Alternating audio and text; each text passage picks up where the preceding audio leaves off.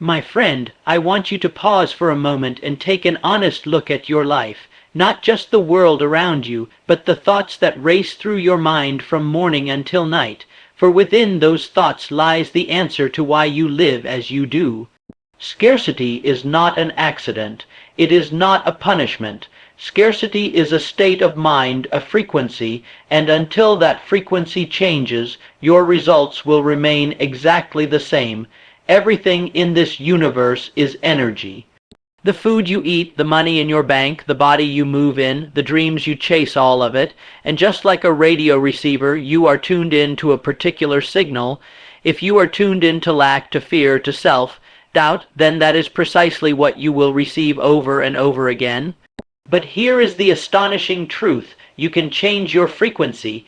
You can rewire your mind to attract abundance, not just financially, but spiritually, mentally, emotionally. You were never meant to live in lack.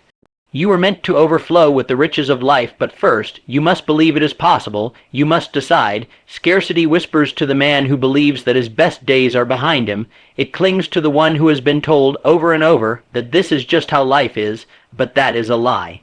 Life is not fixed. It is not chained, it is fluid, and it moves in the direction of your dominant thoughts. If you say, I can't, the universe responds with more evidence that you can't. If you believe that money is evil, you will unconsciously repel it. If you think success is for other people, then life will gladly make you right. You become the architect of your own defeat when your frequency is anchored in fear. But just as surely, the opposite is also true. When you change your mental frequency, you change your outcomes. You begin to vibrate at the level of success, of possibility, of certainty. And that, my friend, is when life shifts. Opportunities begin to appear where once you saw only closed doors. People begin to treat you differently. The tide turns not because the world changed, but because you did. How do you change your frequency? First, by becoming ruthlessly aware of your thoughts. Monitor them. Listen to the story you tell yourself day in and day out. Is it the story of a victor or of a victim? Is it a story that lifts you toward greatness or pulls you deeper into defeat? The mind is a garden, and most people are growing weeds, then wondering why no flowers appear. Next, you must feed your mind with powerful, positive, purpose-driven ideas. You must condition your consciousness with new thoughts, thoughts of wealth, of achievement, of progress. Read daily. Speak affirmations aloud. Surround yourself with those who are moving toward their vision, not running from it. Choose what enters your mental environment as carefully as you choose what enters your body. Third, you must act as though your new frequency is already real. You must walk, talk, and think like the person you are becoming. You cannot wait for the wealth to show up before you feel wealthy. You must feel wealthy first. That is the paradox. That is the key. You must embody the energy of abundance, and in doing so, you will draw it to you. Understand this. Success is not outside of you. It is not in a vault, a job, or a connection. It is already within you, sleeping quietly beneath the noise of your fears. But once you awaken it, once you choose to rise, the world must respond. You were not born to scrape by. You were not created to merely survive. You are here to expand, to express, to excel. You are here to create superabundance in your health, your wealth, your relationships, your spirit. There is a frequency of limitation, and there is a frequency of limitless power. The moment you make a conscious decision to shift, the gears of the universe begin to move in your favor, not by chance.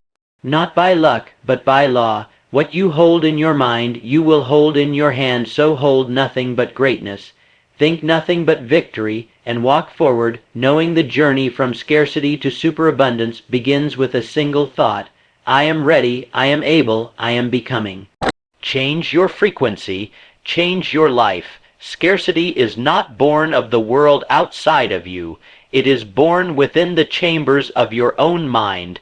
There are men who walk this earth with millions in the bank, and yet live in fear of losing it. And there are others, with nothing but a dream and a will to win, who live with the vibration of riches pouring through their souls. What separates them? Not education, not background, not luck, but frequency, the inner attitude, the secret blueprint of thought that shapes their outer conditions. You must understand this universal truth. Before there is abundance in your hands, there must be abundance in your mind. You cannot experience wealth while thinking like a pauper. You cannot attract love while feeling unworthy. You cannot find opportunity while convincing yourself that doors are always locked. You become what you believe, not in theory, but in practice, in law, and in effect. Scarcity is a pattern. It is a loop that runs silently, like a record stuck on the same note, repeating day after day, month after month. The man who says, "I can't afford it," is not just making a statement, he is declaring his frequency. The woman who says, "People like me never get ahead," is not just venting, she is tuning her soul to limitation. Every word spoken in fear becomes a magnet for more of the same. And here's the tragedy. Most people do not know they are doing it. They live by default, not by design.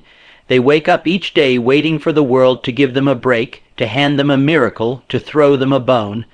But life responds only to intention, to the man or woman who decides deliberately to raise the vibration of their thinking. You see, your subconscious mind does not argue. It accepts what you feed it. It does not care whether the thought is right or wrong, empowering or destructive. If you plant seeds of poverty, it will grow poverty. If you plant seeds of possibility, it will grow opportunity. You are the gardener, the soil is always fertile. The only question is, what will you plant? There was a time in your life, perhaps, when someone convinced you that success was for them and not for you. Maybe you grew up hearing phrases like, "Money doesn't grow on trees," or "Be happy with what you have." Perhaps you were told that ambition was selfish, or that desiring more was ungrateful, and over time, those messages became your mental foundation. But just because you learned something doesn't make it true. The beliefs you absorbed in childhood, in failure, in disappointment, they were only chapters, not the final story. You have the power right now to rewrite your script. And it begins by acknowledging this. Scarcity is not your identity. It is only a program, and programs can be changed. Look around you. Everything you now see was once invisible. The chair you sit on, the walls around you, the money in circulation, all of it began as a thought in someone's mind. The difference is, some people thought in limitation, and others dared to think in expansion. The world you live in is merely the after effect of ideas, and those who master the power of their thinking inevitably master the power of their living. If you want to escape scarcity, you must stop treating it like a curse and start seeing it as a signal that it is time to grow, time to shed the old skin, time to step into a higher order of consciousness. The discomfort you feel is not punishment, it is an invitation, but only the courageous will answer it. You were not born to be poor in spirit, poor in finances, or poor in vision. You were born to create. You were born to rise. You were born to command the forces of thought and mold your reality through sheer clarity of intention. But you must first decide that scarcity no longer belongs to you. That lack is a foreign concept. That limitation is a lie you will no longer entertain. The journey from poverty to prosperity is not made with footsteps. It is made with thought steps. Each elevated idea lifts you. Each decision to believe in more propels you. Each refusal to bow to fear becomes a triumph over the old self. Scarcity is not stronger than you. It is merely louder until you speak back. Speak with faith. Speak with vision. Speak with unshakable determination. And the day you do, the chains of limitation will fall, and you will begin to move not in fear, but in freedom. You must first grasp this fundamental truth if you are ever to rise above limitation. Everything is energy. That which you can see, touch, measure, and hold, and even that which you cannot, is composed of energy vibrating at different frequencies. Your body is energy. Your thoughts are energy. Your emotions, your desires, your actions, your very destiny, all are shaped and governed by this invisible force. And wealth is no exception. It is energy, too pure, measurable, transferable, and attractable. It flows where it is welcomed, it gathers where it is respected, it flees where it is feared and misunderstood. Most people attempt to chase wealth through effort alone, exhausting themselves with toil, hustle, and strain without ever stopping to align their frequency with abundance. They believe money is earned only by sweat and sacrifice, that success comes only through grinding resistance. But energy does not obey effort, it obeys vibration, and vibration is governed by thought. You are like a broadcasting tower. You send out mental signals every waking moment of your life. These signals are not random, they are precise, powerful, and magnetic. They draw to you that which corresponds with the dominant tone of your thoughts. Think in fear, and you magnetize more to fear. Think in prosperity, and prosperity begins its journey toward you. Consider the man who complains daily of his debts. He thinks constantly of what he lacks, speaks often of what he cannot afford, and envisions a future of continued struggle. What does this man receive? More of the same, not because he is cursed, not because he is unlucky, but because he is tuned into a frequency that repels wealth. His mental radio is set to the wrong station, and he wonders why he never hears the music of abundance. Contrast him with another man, one who sees opportunities in every setback, who speaks of his dreams as though they are already unfolding, who walks with the quiet certainty that good things are always on the way. This man may begin with little, but he will not remain there. He is vibrating at the level of wealth, and soon wealth will find him not by accident, but by law. You cannot see radio waves, yet they exist. You cannot see gravity, yet it holds you to the earth, and though you cannot see energy, it shapes your every experience. The world of form is not the origin, it is the result. If you wish to change what you see, you must first change what you emanate. When your thoughts are aligned with abundance, when they are clear, focused, and infused with belief, you become a magnetic force. You no longer chase success, you draw it. The right people, the right ideas, the right circumstances begin to flow into your life in unexpected ways. This is not magic, it is alignment. Now listen carefully. This alignment cannot be faked. You may say the right words with your mouth, but if your heart is soaked in doubt and resistance, you are still broadcasting the wrong frequency. The universe responds not to what you pretend, but to what you believe deeply and consistently. That is why the inner work is everything. You must train your mind to dwell on what is possible. You must flood your consciousness with images of victory. You must speak as if your future is unfolding exactly as it should, not once, not occasionally, but habitually until it becomes your natural state of being. Wealth does not rush to the anxious. It rushes to the calm, the clear, the confident. It flows toward the one who knows, without needing proof, that it already belongs to him. This kind of certainty cannot be taught. It must be built by thought, built by repetition, built by choice. So I ask you now, what signal are you sending? What energy are you radiating into the ether? Is it one of fear and smallness, or one of power and purpose? You are never a victim of your circumstances. You are only ever a mirror of your frequency, and once you understand this, once you truly grasp that everything is energy, and energy responds to you, then you will no longer beg for abundance. You will command it, not with arrogance, but with awareness. Change your signal, and your results will change. Change your frequency, and your entire life will begin to shift. Not someday, not in theory, but now, because energy does not delay. It responds the moment you do. The most powerful conversation you will ever have is the one you're having with yourself silently, constantly, and without pause. Most people do not realize this, but they are speaking to themselves all day long. And what they say determines not only how they feel, but who they become. It is this internal dialogue, quiet, repetitive, and often unconscious, that shapes a person's entire destiny. You must become the watchman at the gate of your own mind. You must learn to monitor what is being whispered in your ear by the voice that lives inside your head, for that voice will either become your liberator or your captor. It will build you up or tear you down. It will crown you or crucify you, all depending on what you allow it to say. If your internal voice constantly tells you that you're not good enough, that you're too late, too small, too old, too far behind, then you are living under a dictatorship of fear.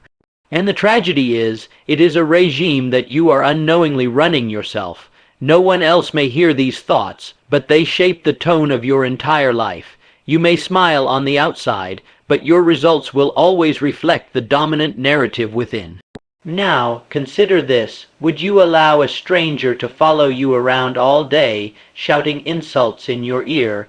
Would you tolerate someone belittling your dreams, mocking your ambition, ridiculing your efforts every step of the way? Of course not, and yet millions allow their own inner dialogue to do just that every single day. Your mind is like a tape recorder on a loop. The same thoughts you entertained yesterday, you will likely entertain again today. Unless you intervene, unless you stop, listen, and ask, is this thought empowering me or imprisoning me? If it is the latter, it must be replaced. This is not a matter of wishful thinking. It is a matter of psychological survival. No man or woman rises into greatness with a mind full of poison. You cannot build a palace with a blueprint of ruin. You must tear out the weeds, the lies, the self-inflicted wounds, and plant truth, plant courage, plant belief. The process begins with awareness. Start noticing the patterns. When you make a mistake, do you tell yourself, "I'm such a failure"? Or do you say, "This is how I learn"? When you encounter a challenge, do you retreat in fear or say, "This is where I grow stronger"? The difference between those two responses is not subtle. It is the difference between a life of mediocrity and a life of mastery. Once you've become aware, the next step is to speak deliberately. Do not wait until life is perfect to declare your worth. Speak it now. Speak it when things are broken. Speak it when your bank account is low, when your doubts are loud, when the evidence is scarce. Speak strength until your spirit believes it. Speak abundance until your world reflects it. Write affirmations, say them aloud with authority, repeat them until they no longer feel like lies, until they become the fabric of your reality. Say, "I am capable," until the fear of inadequacy fades. Say, "I am wealthy," until your actions reflect the confidence of a wealthy person. Say, "I am powerful," until your results catch up to the voice you've chosen to believe. You may ask, will this change my life overnight? No, it will not. But it will change your direction. And when your direction is upward, your results will eventually follow.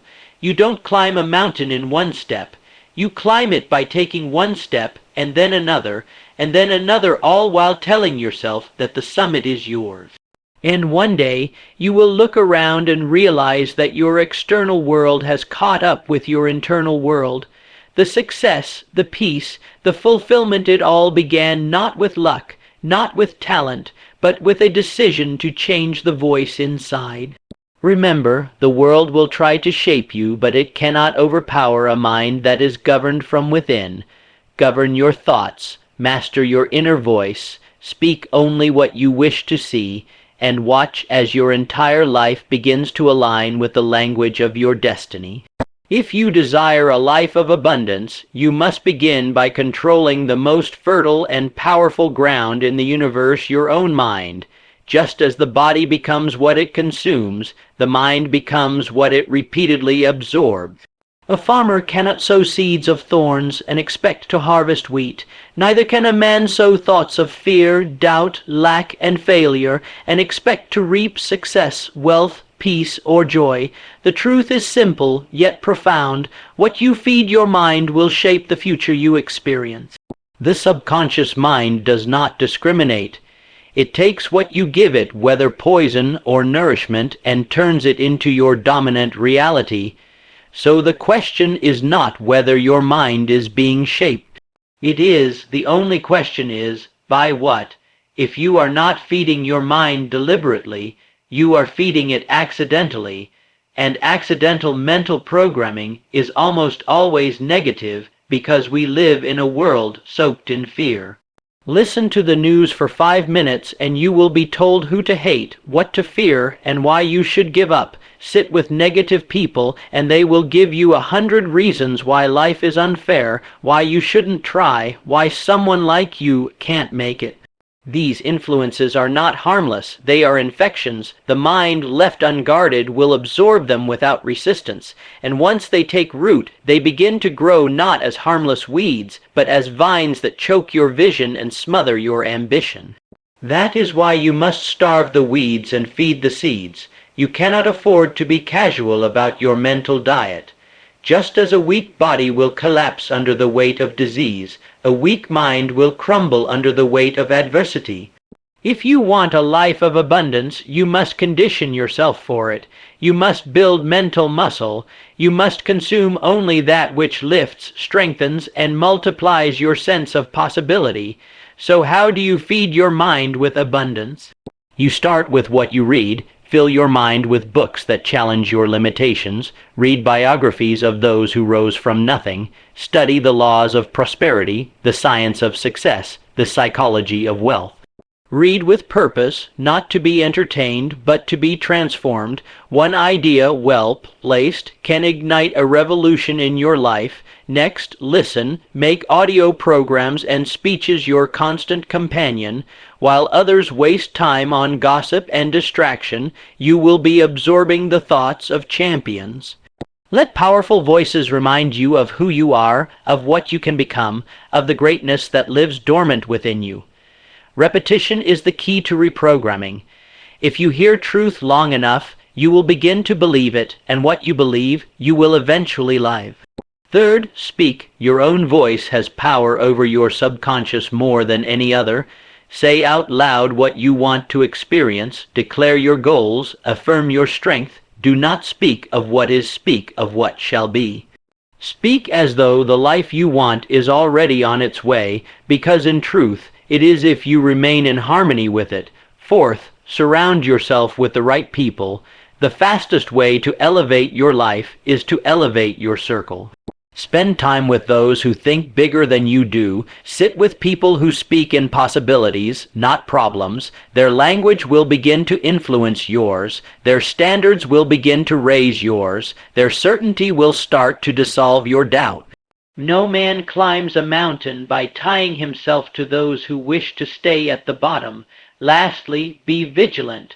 Guard your mind the way you would guard your fortune. When you notice thoughts of scarcity creeping in, do not entertain them. Replace them instantly. If you catch yourself saying, "I can't afford that," stop and reframe, "How can I afford that?" If you hear yourself say, "I never win," change it to, "I am learning to win." These corrections, repeated daily, will reshape your mental blueprint. Feeding your mind is not a one-time act. It is a discipline. It is a lifestyle. You would not eat once and expect to be nourished for life. The same applies to your mind. The stronger your mental diet, the more powerful your results. You will think clearer, act bolder, attract faster, and create with greater ease. Remember, the mind is the root, life is the fruit. To harvest abundance, you must cultivate it at the source, feed it daily. Feed it intentionally, and feed it only that which supports the life you were born to live. One of the greatest secrets to manifesting abundance is this: you must act as if you already possess it. You must walk, talk, think, speak, and behave as though the wealth you seek is already yours. Not tomorrow, not in the distant future. Now, This is not fantasy. This is not delusion. It is the precise mechanism by which you reprogram the subconscious mind and raise your vibrational frequency to match the life you desire. Because the universe does not give you what you want, it gives you what you are in harmony with. Most people make the mistake of waiting for the results before they change their self-image. They say, "I'll feel confident once I have money. I'll believe I'm successful once I have the evidence." But this is backwards. You don't get to feel wealthy after you become wealthy. You must feel wealthy first, and that state of mind becomes the magnet for material wealth to follow. What you radiate, you attract. If you emit worry, hesitation, and inferiority, then you draw to yourself situations that match those feelings. But if you walk through life with the quiet power of someone who knows he is destined for greatness, the world responds in kind.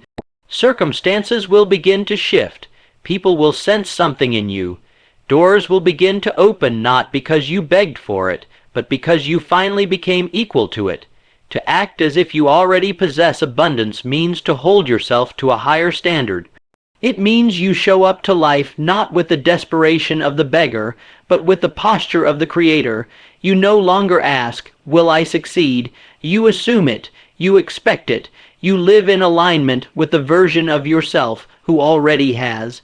Ask yourself, how does a successful person think? How do they speak? How do they carry themselves? Do they speak with hesitation or with authority?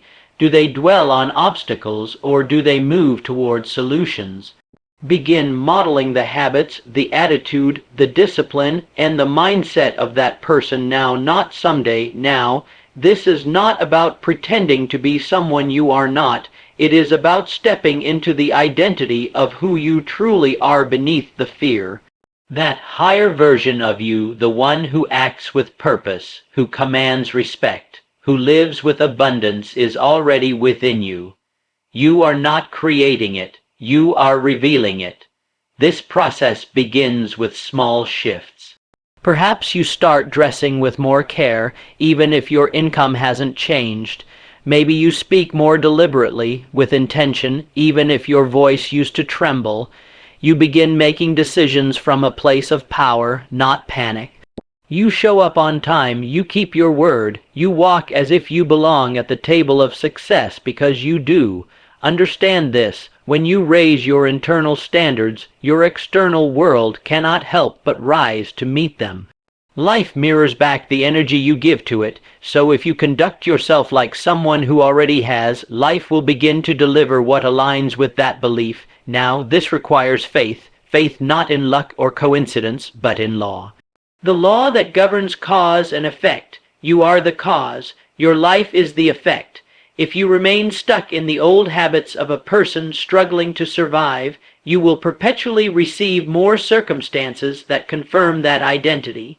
But if you behave as the person who thrives, you will invite new opportunities, new people, new results that belong only to those bold enough to claim them before they can see them.